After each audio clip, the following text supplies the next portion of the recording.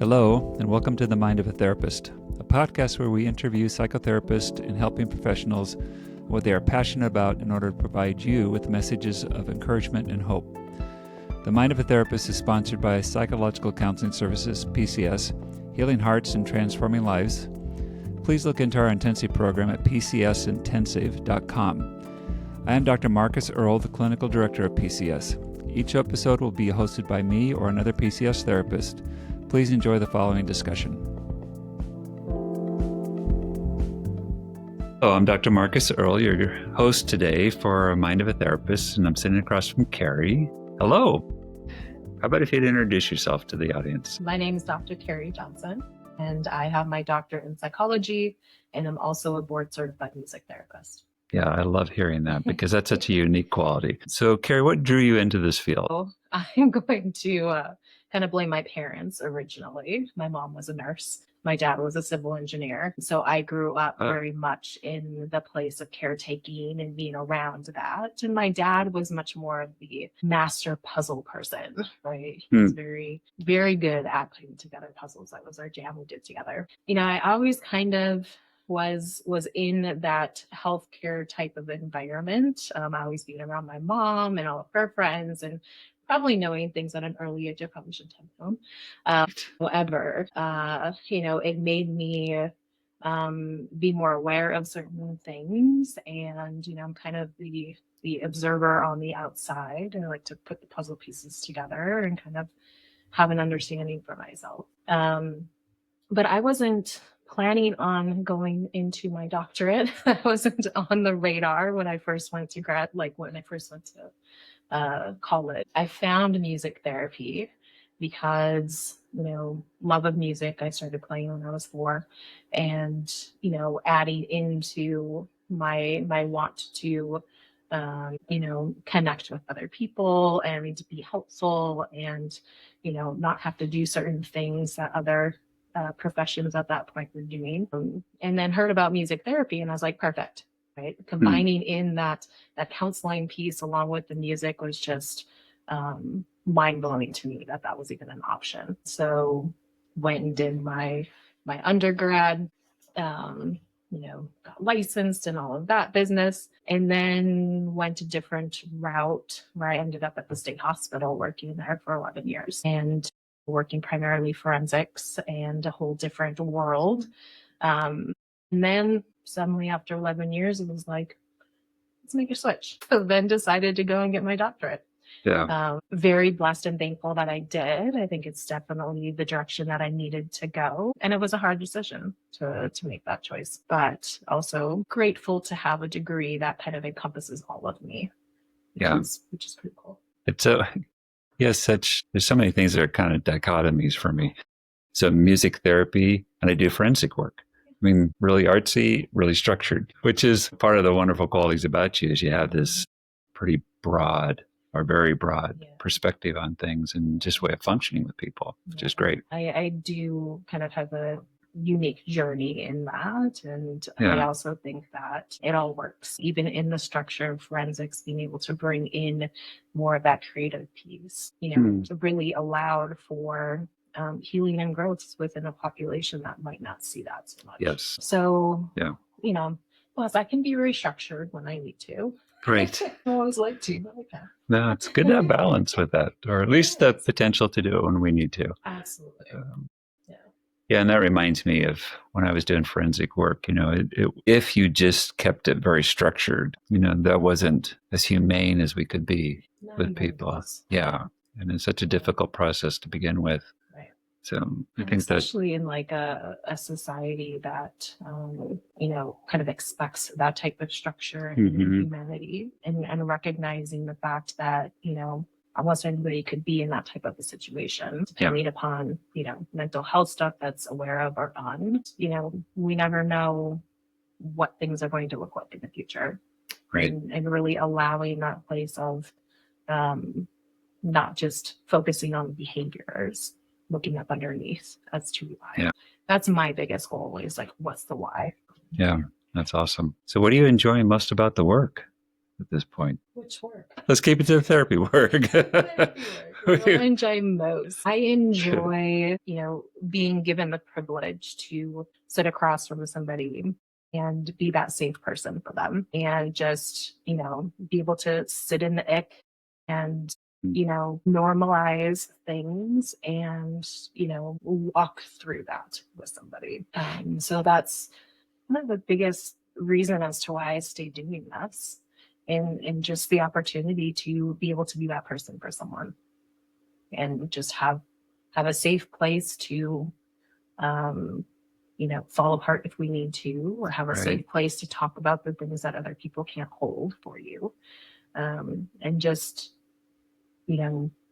allowing healing. Yeah, that's nice. I think we all have our ick. So yes, we do. We all have it. And be able to sit with somebody and talk that through, super helpful. Well, and also, it's a big deal for other people to talk about that. It's a big deal for people to step into that area and be vulnerable and be able to, not only look at it for themselves, but also put it out there for other people to see as well. Right. And I don't take that lightly. It's a big deal. Yeah. So I'm constantly reminding people that it's a big deal. Yeah. It's a space to be honored. Right. So how would you describe the work you do with people? I think you've given a little flavor for that. Well, I am very person-centered. Mm-hmm. So I'm going to come up alongside whomever's in front of me, and we're going to figure out what's going to work best for somebody. I don't pigeonhole myself into one modality or another. One modality doesn't necessarily work for everybody. I kind of call myself a little bit eclectic, where we might bring in, some internal family systems along with experiential work at the same time, along with some psychoeducation at the same time, along with, hey, let's go regulate our body in a different way. So nothing's off the table. It's just a place of, what do they need? Yeah, what's the need in the moment? Right. Yeah. And so meeting clients where they are and trying to use the process intervention that fits in that moment. Right. Yeah. That's and fantastic. Sometimes it's just a combination of a lot of things. So while I would like to get into the music therapy at this point in time, that's not the intention of this, process. So we'll do that in the future. Perfect. Yeah. So I'm wondering, what are your goals for you professionally at this point? Marcus, there are so many things. Yes, which I love to hear. Rather than I don't know what my goals are. There are so many things. There are some certifications too with, whether or not do I add this into the mix of what I'm already doing. Right. And looking at things that continuously pop up, not only with local clients, but also within the intensive program that, I'm like, okay, do I want to go that direction and specialize in that piece and part? Because I think there are some things that sometimes we have to pay attention to what's coming up.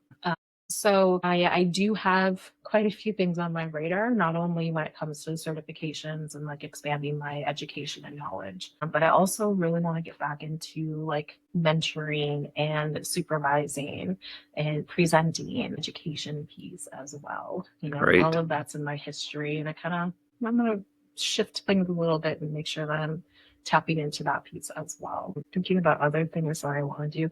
I've kicked around as to whether or not do I want to go back into assessments, and completing evaluations. I feel like that's a big piece of my brain that I'm not necessarily doing a lot.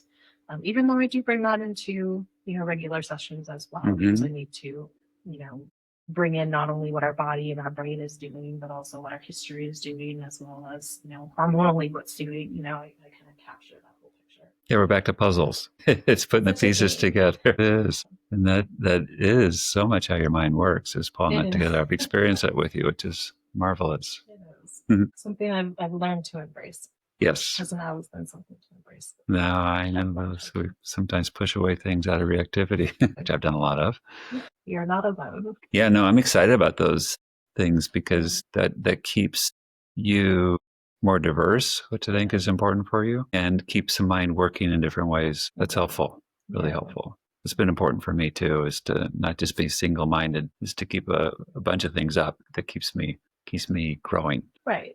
I always figured, once I get to that point where, I've learned enough, or I don't think I need to learn anymore, that's when I need to retire. Yeah. Right. And, having been in the field for 20 years, I'm not even close to that.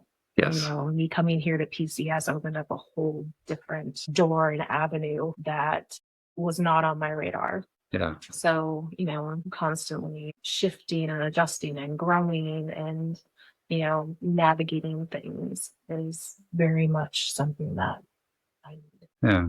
That's a great lead into the next question. What's been your experience of being here at PCS? So Be careful.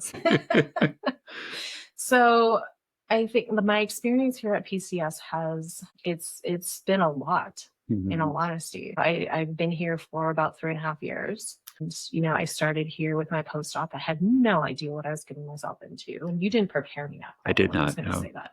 Surprise you. So, having done my postdoc here and being in that kind of weird limbo land of student versus professional piece, and then continuing to stay on and really be able to grow certain things for myself that I was wanting. And I know I've told you this before, but this is the first place that I've been that actually embraces all of me and encourages that. I love it. Going through being a music therapist, I wasn't allowed to use certain pieces of my psychology brain. Same concept being, in school for psychology, I wasn't allowed to use some of that creative piece. It was very segregated, which when your brain encompasses all of it, talk about difficult, to really sit in that place. So I do thank you for actually encouraging being able to bring in all of that at the same time, which has, I think, allowed me to propel into other areas that I wasn't ready for, which also picking up that place and really just embracing all of that was a massive learning curve for me, but also one that I'm very thankful for. With PCS, PCS is my healthy chaos, where we have, right? That's great. Chaos from entire life. We have to have a little sliver of healthy Yes, chaos. we do. So the constant change with, the intensive program and, switching, people coming here from all over the world, from all different walks of life, and getting to know their stories, and boom, here comes another week, and we're doing it all over again. That helps to, you can't be stagnant with that. No, you can't. So I thoroughly enjoy that piece and part, and then also being able to kind of slow things down a little bit on the flip side of that. And I think PCS is such that unique balance between you as that independent therapist or psychologist and that team place where, because there's so many amazing people who work here, and I'm biased in that because I love the fact that I get to be their coworker, but I learn so much from everybody. And just being able to throw out thoughts, views, and opinions and ideas, and even being able to kind of banter about things sometimes because we don't always have the same views. And really just embracing all of that is just such a unique quality of PCS that, it's a growing place. It's not a drama infested place. Yes. So I appreciate the constant ability to consult with others and, just, celebrate with others as well, with accomplishments that others are doing and also accomplishments that I'm doing. It's nice to have that type of relationship with others. Oh my, thank you for that. Yeah, that was quite nice to hear. So thank you. That's we can get into the other piece if you want. That's probably longer than we have time for as well. This is, because we do have some drama. We do have some challenges. There, which is part of being on a team. That's accurate. Yeah. That's accurate.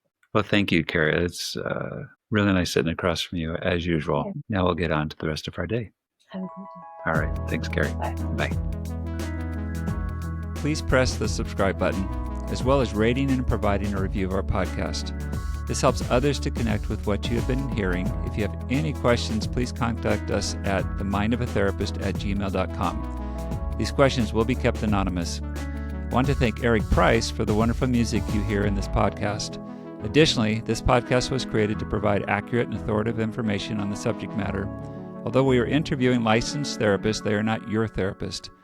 This podcast is not intended to serve as direct medical advice and should not be used as a substitute for direct professional help.